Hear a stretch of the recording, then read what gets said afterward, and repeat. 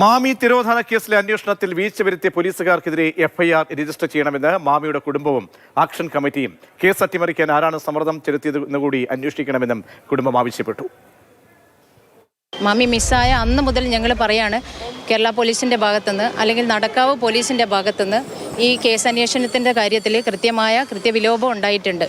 അപ്പം ശരിയായ രീതിയിൽ അവരന്വേഷിച്ചിട്ടില്ല, CCTV ക്യാമറ ഫൂട്ടേജുകൾ എടുത്തിട്ടില്ല, ഈ കാര്യങ്ങളൊക്കെ നമ്മൾ പറഞ്ഞിരുന്നു. അത് അന്ന് നമ്മൾ പറഞ്ഞ കാര്യം ഇന്ന് ഡിപ്പാർട്ട്മെൻറ്റ് ഒരു പ്രത്യേക അന്വേഷണ സംഘത്തെ രൂപീകരിക്കും, അവരുടെ റിപ്പോർട്ട് കിട്ടുകയും ചെയ്ത സ്ഥിതിക്ക് അതിലും അതേ സംഭവം തന്നെയാണ് ഇപ്പോൾ ശരിവെച്ചിരിക്കുന്നത്. അപ്പോൾ ചെറിയൊരു ആശ്വാസമുണ്ട്.